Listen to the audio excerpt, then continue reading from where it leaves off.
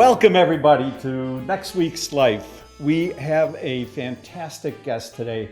I'm really excited about having John Case, the CEO of Acumatica, join us. We've got a lot to talk about. So, John, say hello to everybody. Good. Thanks, Mike. It's really good to see you, and thanks for the invite to join you. It's our pleasure. You seem to be, or I should say, ERP and Acumatica in combination are at the forefront of some pretty extraordinary leading technology. I'm looking forward to asking you some interesting questions. But before we do, please explain to the audience what your history has been and how long have you been with Acumatica? Sure. No, it's great. And so, yeah, so it's, but first of all, I'm the CEO of Acumatica today, but yeah, that's not, I've been there for, hundreds of years, obviously. I was born and raised on the East Coast, went to school in New England, moved out here to Seattle, where I am now in the late 90s to work for Microsoft. Spent about 16, 17 years at Microsoft running different businesses. I came there directly from graduate school, and then left Microsoft to go run a small company called Unify Square in 2016, 2017, that I was the CEO for about 5 years. I was actually an Acumatica customer while I was at that company. That's the first place I came across Acumatica and the power of the software. And then that company sold, and I worked on that for a little bit longer, and then moved on, and then had the chance to join Acumatica about 2.5 years ago. So I'm in very much in the middle of a great run here, and really enjoying kind of what we're doing, and looking, getting to know people like you at different parts of the business and ecosystem. And that's why this is an interesting, exciting place. I mean, it's been a great couple of years for me, and I look forward to many more. So, John, you and I have had the opportunity, a great opportunity actually, to have a number of conversations amongst ourselves, our partners, and some of the distribution around the country. When you look at Acumatica and what you've learned so far about the imaging channel, as we call it, what have you learned, and what are your thoughts about Acumatica playing in this particular space? First thing I say is there's a really good fit between the things that we are excited about and the things that I think the imaging channel needs to kind of get to the next generation of modern technology. And I think that's why it's been a really good set of discussions with you, with many of the dealers, with the people working around the industry, the other software providers, because there's so much opportunity for this group of great companies who've been doing amazing things for the kind of the American workplace to really modernize and bring technology forward. And so I'll go into a couple of those now, and I'm sure we'll talk more about them as kind of we unwind here. But like, we are geared towards that kind of business. We are geared towards a business that's got, ownership, finance, equipment, professional services, people. Like, that's what we gear ourselves towards. We tend to work in a vertical manner. So we have a product that we do for something like distribution, or a product like something we do for construction. And we're able to go build vertical system tools that allow companies in different industries to run their entire business, not just ERP, not just their accounting, run their entire business on the business logic for their industry. Like, we want you to work in the industry, in the technology that makes you comfortable for your industry. That's actually what our business model is. So we work with third parties that know the space better than we do. We work with independent software providers who build specific vertical tools for specific ecosystems. And we love coming into these industries where, hey, look, the technology's been pretty stable, but it's also not very modern. The companies have been working in some ways in spite of that technology. They've been progressing and advancing their businesses without the help of a kind of modern digital piece of software running their back office.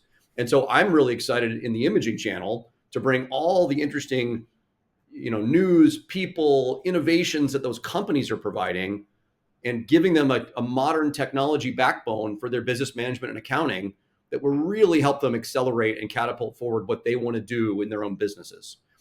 I love those business stories. Our best customers are, people with great founders, with great family ownership, with great partnerships, and they bring so much knowledge, so much strength to their business. That's exactly who I've been meeting in this imaging channel, those kinds of individuals running those kinds of businesses. So for us, bringing them a modern technology story, modernizing and digitizing some of the things that they do in their back office, is going to help them realize their goals. And that's the kind of ecosystem, the kind of vertical segment we really want to participate in. Does that make sense, Mike? Yep, absolutely. It's music to my one good ear.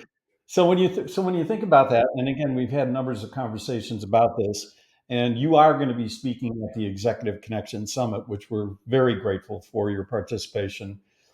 So when we look, and obviously we both speak to people all the time. When I look at an old quote unquote ERP or old less than contemporary software system, if I'm going to look at a system that's 30 years old or 35 years old, that's a pretty difficult system to modify, develop, and transform anything. So compared to a 30-year-old system as it compares to your current operating system, how do you contrast that? How does a dealer look at that and go, all right, I need to know where the upside is here? Yeah, I think it's a really healthy conversation. I think that, if you, let me talk just a bit about kind of our platform, and then let's talk about how that would compare to a legacy platform like you're describing. Right? Our platform is a cloud native system. It's software as a service, public cloud based, runs in modern technology. Our platform we've been working on for about 12 or 13 years. So it's actually in some ways the newest ERP on the market, really. I mean, it's much newer than even some of the other sort of cloud names. We planted our flag from the very beginning as we are the cloud ERP, and we gear ourselves towards this kind of mid-market enterprise space. We're not building for giant global multinationals, and we're not building for very small businesses. So we build this modern technology in a way that's extensible, open, very secure, easy to update, easy to maintain, super usable in the browser for the average person and on the phone or mobile apps. So there's all these tech advantages by being an ERP system that's that new, right? We're building off modern stack technology. We're able to update it multiple times a year. We're able to bring customers along for that really seamlessly. They're able to do customizations, integrations that they want to do off of that modern tech with all kinds of choices for how they do it with their own developers, with third-party developers, with of our ecosystem that understands and supports our product. So you have this, again, cloud-centric native architecture that isn't, we're not dealing with a legacy problem. We have no tech debt, effectively, that's an industry term. We have no tech debt we're paying off, which is about bringing along old code bases. We don't have any of that. And so the good news for us is we can enter a market like imaging. We can work with people who understand the industry. We can quickly develop a product solution with the relevant third parties and bring technology to you in a way that gets you there fast. And then, you know what? 6 months from now, we can update it, and we can update it again. And we can always be modernizing and improving the technology. In addition to that, we have what's called our customer bill of rights. Our customer bill of rights we also think is a major innovation in ERP. We're telling customers that we want to treat you in the most fair, honest way. We want our product to be highly secure. We want free, unlimited online training. Most importantly, you own and control your own data. We're not the owners of your data. So there's a bunch of things we believe in our product and our licensing that are about a high integrity, high honesty relationship we have with the customer. So we will tell you, not only is the platform good, but our business relationship we feel like is very, very high integrity, high honesty, high connection. Okay, let's compare that to an older ERP it really doesn't have to be ERP, it could be any kind of product that's built on an on-prem system that's been around and been maintained for decades. It's undoubtedly on very old legacy kind of software underpinnings. It's undoubtedly on fragile ground from the standpoint of security, bug fixing, updates, you name it. It's undoubtedly something that is very costly to maintain at the core and costly to maintain at the customer level. So you're dealing with managing your own servers or outsourcing that to someone, finding difficult ways of doing product updates if there are product updates. Generally, those older software technologies are not updated very frequently, if at all. They don't get a lot of modern treatment in terms of new feature enhancements and updates. Security work is really hard to keep up with. It's really hard to deal with all the things that happen in cybersecurity these days. It's very hard to handle that with legacy on-premises technology. And then on top of all those things, you're undoubtedly in these contracts or customer payment contracts that you're stuck in. You've been in them for a long time, but you may not have a choice. You're kind of locked into those business terms, and there's not a lot of consideration towards that. And so typically what I see in those older legacy systems is, they're not updating the product much, if at all. Again, you're spending a lot of money and a lot of human effort to run it. And then on top of that, you can't get information out of it very quickly, because what you're talking about is, every 30 days you go through a big process to close the books or every quarter, whatever it happens to be. And you can't get real-time information. You can't put that information in the hands of lots of your employees because you're dealing with a very brittle, calcified system. And so again, for us, that's why we have made the inroads we've made in many other markets, is because we're bringing modern tech to a really interesting back-end business problem. And we're democratizing that. We're giving power to all the users. We're giving information to all the users. You want to access it in the browser or your mobile phone or whatever it happens to be. You can get real-time sales information that minute. I can look at my system for Acumatica today from my own company here. We run our own tools, and I can see by the hour, what are we spending? What revenue are we making? What contracts are we signing? Like there's no waiting for a big close of business to understand those things, and the amount of time it takes to traipse through all that effort. So not only is the product getting updated, the data is getting updated in real time by the people who are actually running the business, and the amount of power that comes from that is terrific. And that's why, again, other industries that we've worked in, like I'll take the manufacturing industry, are rapidly moving towards Acumatica from some of these legacy solutions, because we can give them all those advantages with the modern technology underpinnings, and we're updating it and refining it every month. We're adding new features and updates, and in a seamless way that the customer doesn't feel. And you asked me a simple question like, how does that compare? I gave you a long answer, but all of that is really relevant to this channel. It feels like to me. It feels like all the things I find out in imaging fit that description pretty well. Well, actually, I love your answer, and you covered a lot of ground, and I would have had to I ask may a have lot answered more like questions. 5 of your questions in once. That's okay. Yeah. No, you did great. And actually, you make me think of a number of other questions, both on the strategic side, business planning side, as well as the technical side. So when you look at the imaging channel, it's arguable how many independent dealers there are, but let's say there are 1,800 independent dealers, somewhere in the range from $7 million to the largest of $500 million. So does Acumatica scale to handle that kind of spread of business? Yeah, it's a great question. We work with, I would say our typical customer is anywhere from say 10 to 1,000 employees, and anywhere from say 5 or 10 million to up almost $1 billion in revenue. We have many customers that are larger than that $500 million mark, and I think they often have unique needs. Like, if you're that big of a company, think of the size of your payroll, how many contracts you have, how many transactions you do. What's interesting, unique about Acumatica is the way we price our system, the way we actually license, is based on consumption. It's based on usage. How many transactions do you have? How many different invoices are you paying? So our licensing scales based on the size of the company very easily, because we're not counting people with hands in the system. We're counting activity, right? Which is actually no other ERP does that. We're the only ones, Mike, that do that. I'm not sure if we've told you that before. That's how we license, is based on the size and scope of your business. And so if you're a big company with thousands of contracts, hundreds of employees, hundreds of suppliers, we can handle that. And if you're a small company that's dealing in, say, one city or one region, and you're representing one or two key business lines, we can do that. And we do both those very easily for a whole range of small to medium companies, as well as very large ones. And we think that those business problems, while similar, certainly scale and grow as you get bigger and more complex, but they aren't fundamentally different industries, right? It's the same channel. It's the same kinds of products. It's just all about the size and scale of the operation. That's something we handle very, very well. So expanding on that a little bit, our industry is going through a pretty significant generational change, whether it be technology, as probably most industries that you're dealing with. Um, One of the biggest questions I always get from a dealer is, my old system can handle the core business. However, professional services or IT management or billable hours or project billables, I just noticed that Acumatica launched a whole new module in that area. And can you share more with our audience about what that means? Yeah, I think it's great. So again, we think of things in terms of like these industry editions, right? So we launched a new one.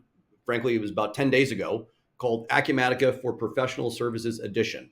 What is professional services? Well, we're talking about IT solutions companies, we're talking about architecture firms, CPA firms, that kind of industry. Certainly, I think these dealers have a lot of overlap with that in terms of their people and their needs. Those businesses need certain things. They need time and expense management. They need field services and utilization. They need project management. They're off working on detailed projects on behalf of clients. Okay, so that's a very normal kind of business problem that Acumatica tackles. You think about the imaging channel, at least the way I think about it, they have all of those issues, plus they have issues around equipment, leasing, contracts that are fairly unique.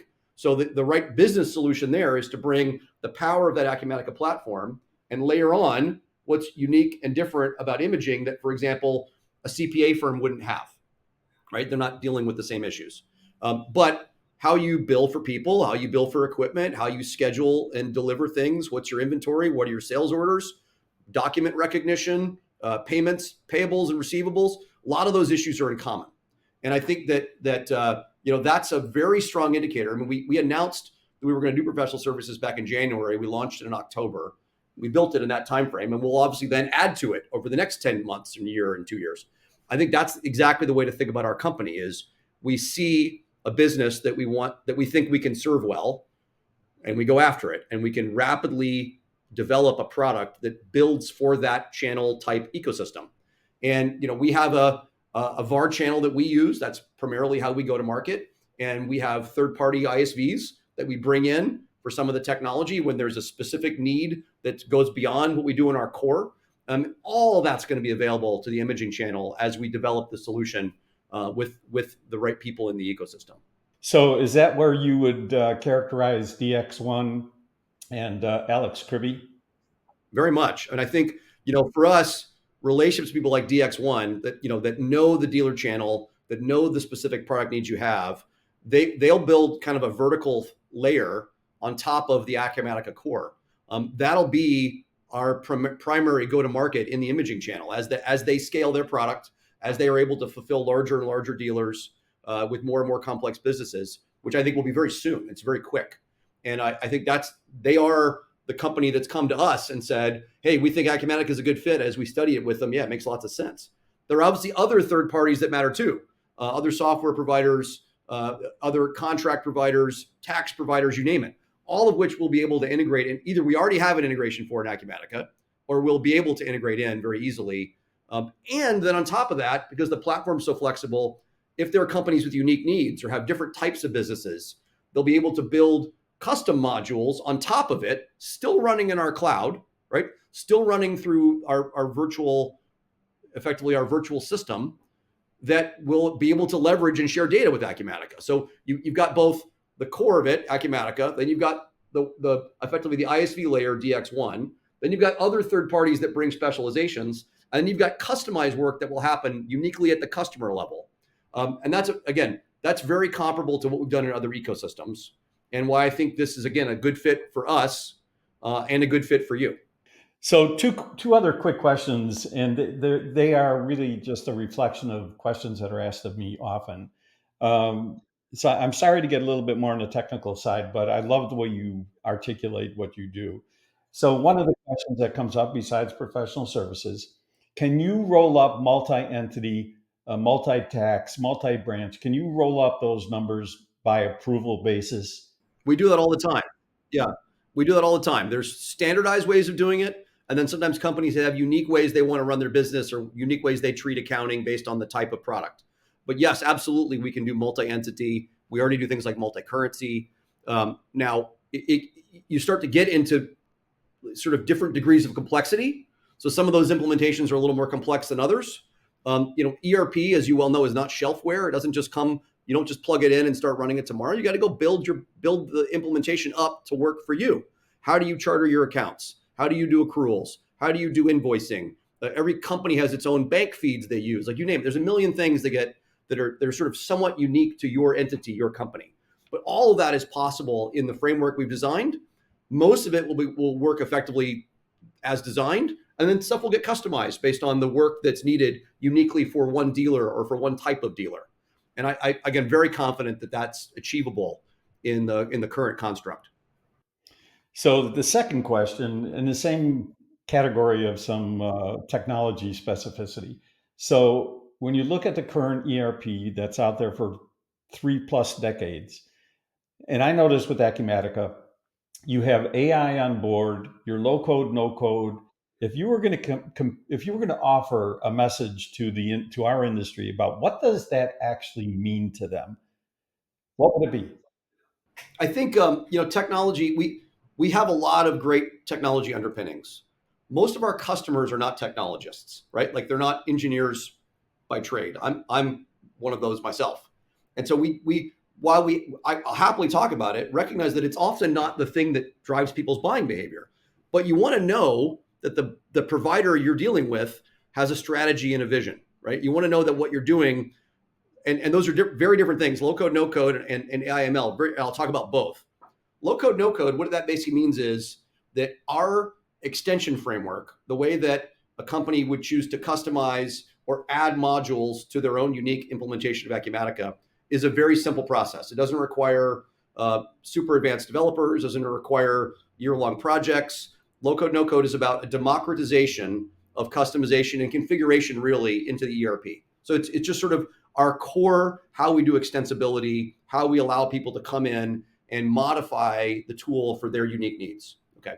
AIML is a different conversation. To me, that's about how we will help customers automate tasks over the next 2, 4, 6, 8, 10 years. We'll be talking a lot about that, probably both at your ECS meeting as well as at our user summit for Acumatica in late January, because I think we have a really exciting opportunity to basically help customers, really the users of the product, automate, modernize, speed up the way they do tasks. I mean, it'll start with basic things like chatbots and help.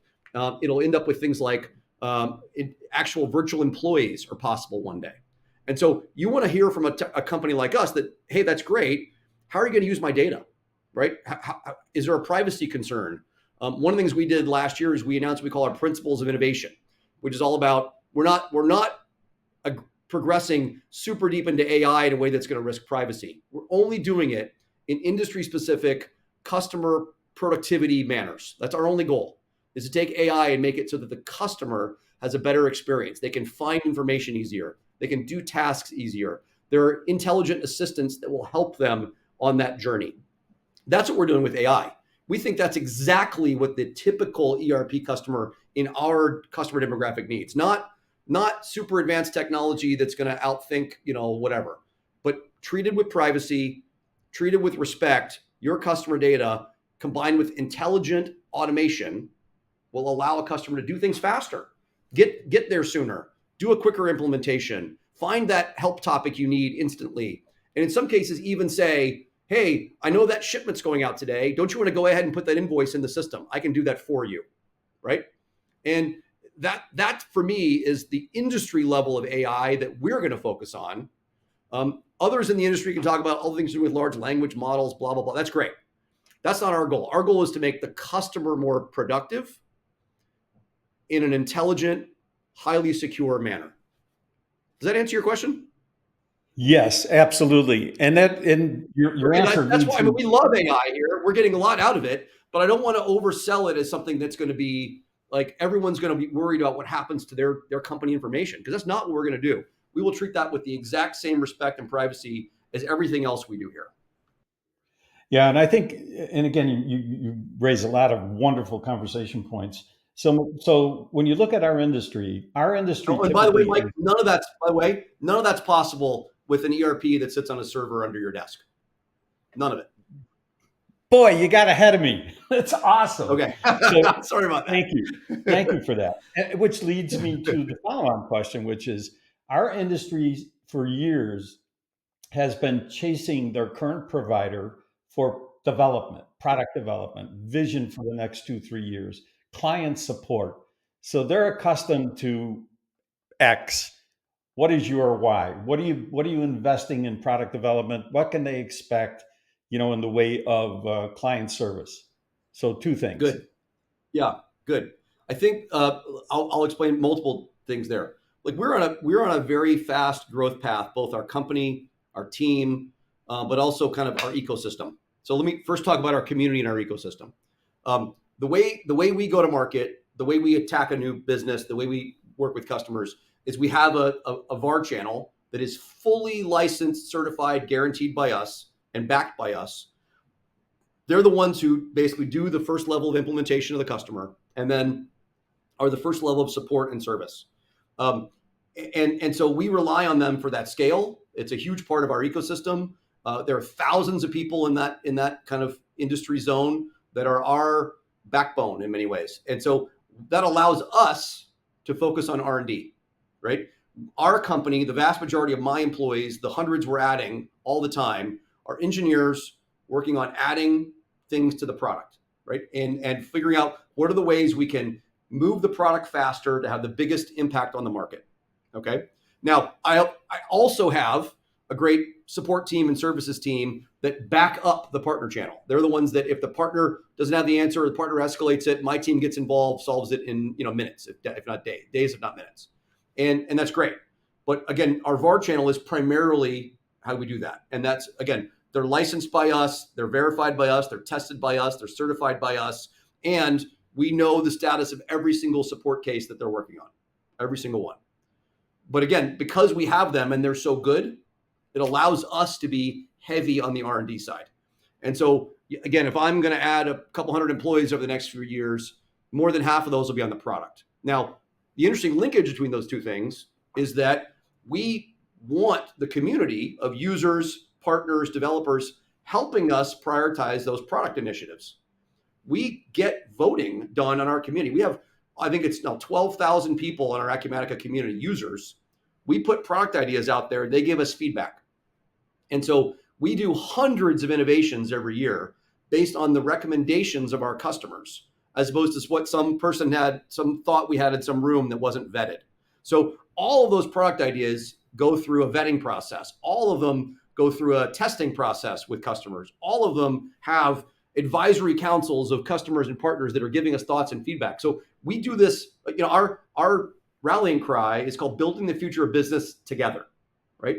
The together is a key word for us. We could not do those things without the community of users, partners, developers, you name it, helping us, teaching us, showing us where to work. And I think that for us is really different than some of our competition. That message, we're building the future of business together, is very intentional.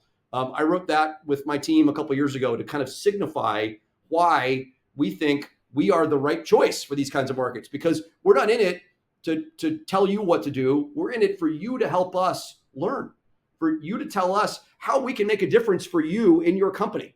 And that's how we build the product. Okay. So I cannot stress for you enough, like we're putting tons of investment in the product and we need guidance on what you think we should be making better. And that is how we choose to prioritize our roadmap. And so like the stories I hear about other companies where they're struggling with knowing, like, are they going to ever release this thing that they said they released? Sometimes that work is very complicated. Sometimes those releases take 6 months or a year, whatever it is, but we don't mistake the priority because we're being coached on that by the actual users of the product and the providers that take us to market. Okay, so you raise a very interesting point, and I'll speak for the industry on this one. So you're going to you'll vet product development, feature sets, and modules and all. So you're breaking into the imaging channel. A red flag might be, well, you got 50,000 clients in manufacturing. How do I get contract billing in the imaging channel prioritized? How do you do that? Well, again, the way to think about it is in layers. Okay, there's a layer that says Acumatica will be the gap accounting system. We'll be the general ledger. We'll provide the core on invoicing and AP and AR, all those kinds of things. We work with a company like DX1 to make sure that what we're delivering in our core fits the specific needs of the imaging channel as they build their layer on top of us, right? So the typical imaging customer will be buying a DX1 product that effectively includes Acumatica, right? It's not exactly the way to think about it, but that is the way to think about it, is we will be going to market together. DX1 will be the intelligent layer on your unique needs for your ecosystem. And all of the things that will translate into the Acumatica core come through that prioritization process. Okay, so yeah, sure, I got manufacturing customers too, but I work with manufacturing providers on that. You know what I mean? Like I don't view that in any way as competitive, or we're not trading off resources. We're doing things to serve all these markets intentionally. So is it safe to say that you're willing to, or automatically include, for example, 100 imaging channel dealers to your user group?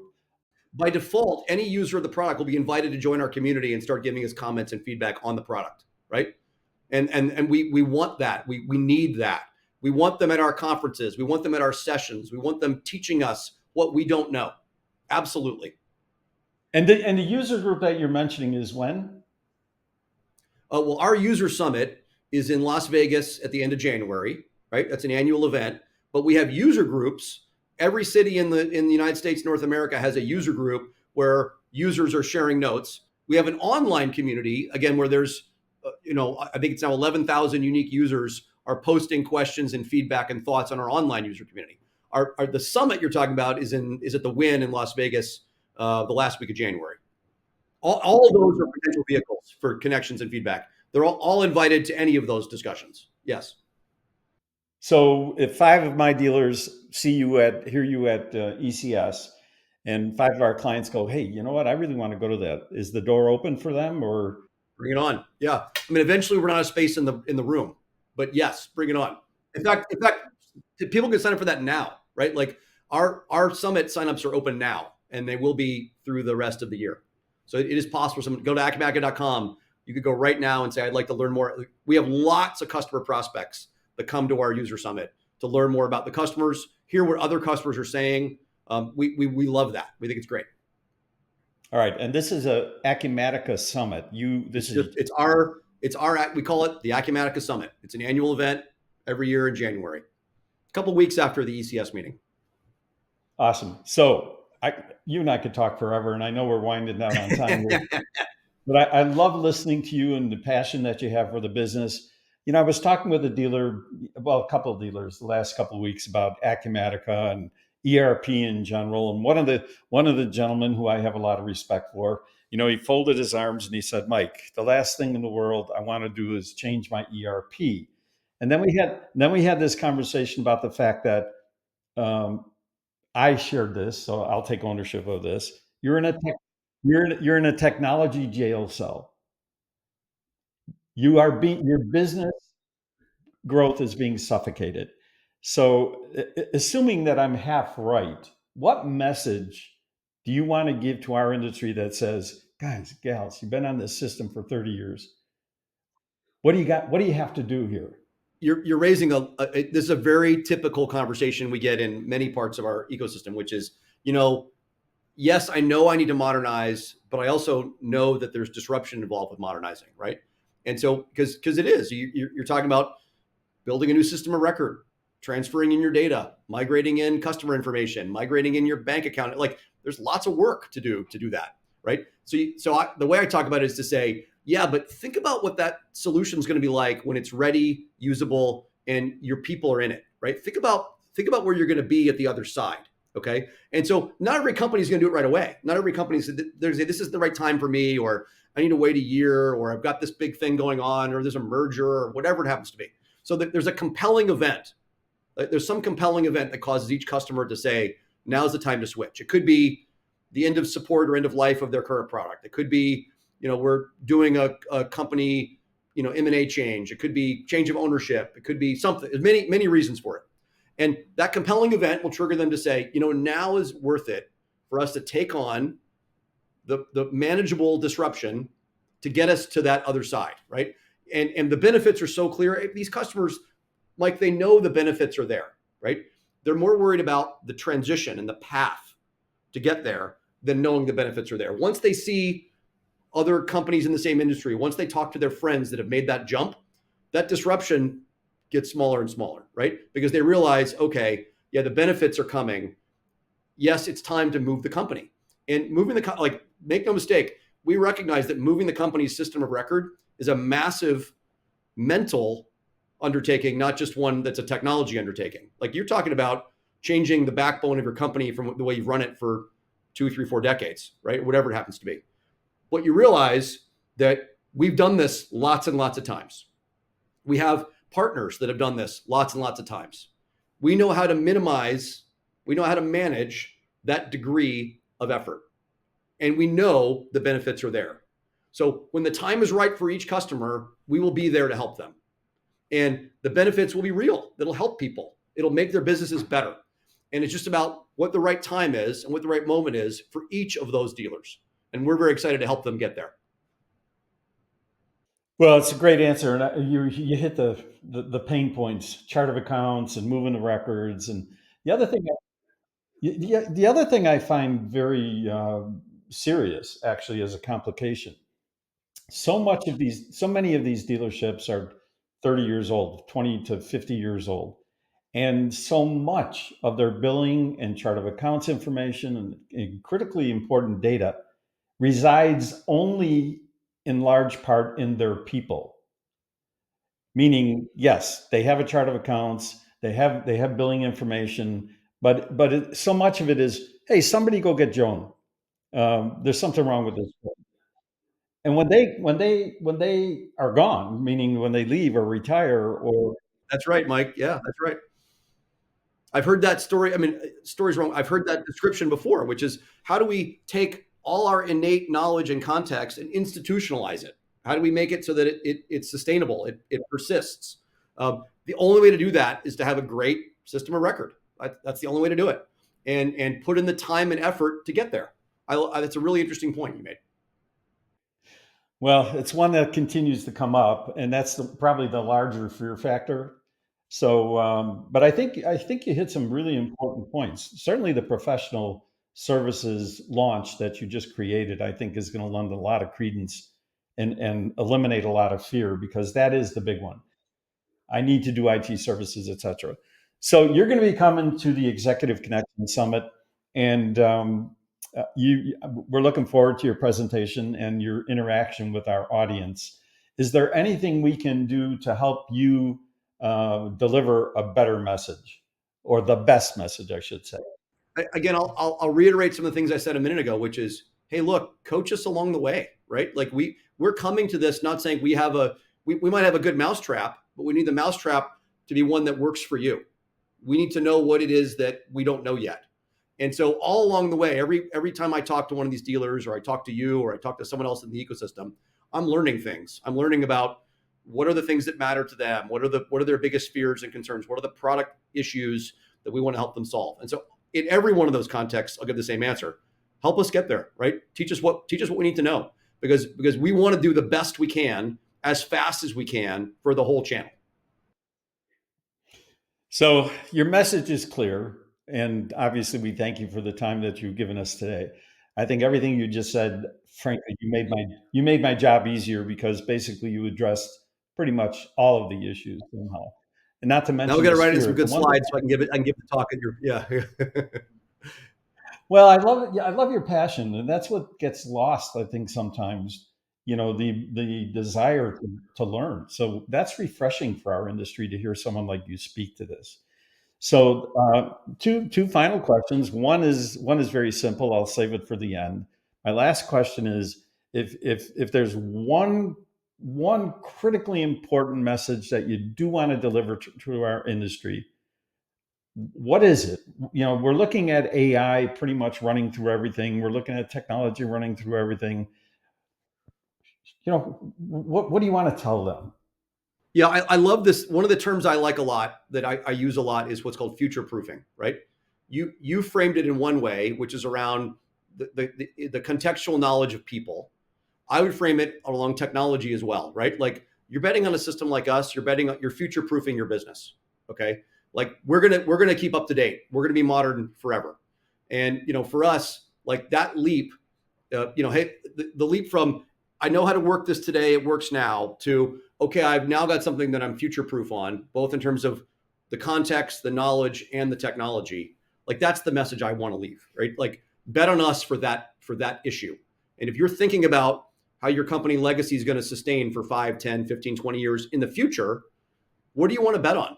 Right? You want to bet on the thing that's going to stay modern and up to date. That's going to be Acumatica. I love that message. So, my last simple question, which may or may not be simple, I ask every one of my guests if they have a favorite Frank Sinatra song. So, you're too young probably to be a real Frank Sinatra aficionado. I saw Frank Sinatra in London when I was in college, so I'm not that. I'm not. You may think I'm young, but I actually have seen him in concert. Um, Wow. I think, yeah, that was a long time ago, and I was behind the stage, so I couldn't even, like that's what I could afford when I was in college. But um, uh, it's interesting. There's so many songs I like. I often have. I mean, I have like the whole compendium of songs, and I play them. It depends on the day and the week and the month what my favorite quote is. Um, I think some of them. I mean, I like some of the standards, sure. But I also, like the My Ways and the you name it. But I also, man, I really like some of the kind of slower, more romantic. I think my favorite Frank Sinatra song is "Summer Wind." That's actually my favorite song for Frank. I like to sing that one. So I'm not going to do that for you here, Wow. but one day maybe I'll break into song for you. Yeah. Well, you know what? That's one of my favorites as well. And you sing?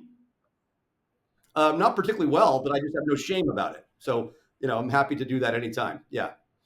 Well, I'll tell you what, Hiro-san, myself, and a few others like Ed McLaughlin, we'll grab you and we'll sing karaoke any day. We'll do it, man. Hey, I'm glad I learned that. So, again, for the audience, thank you. You had an opportunity to meet John Case. You're going to see him at ECS in January. That was a wonderful conversation. I'm excited about it. And, John, we thank you very, very much for your time today. Thanks, Mike, and I appreciate the opportunity to connect as always. My pleasure.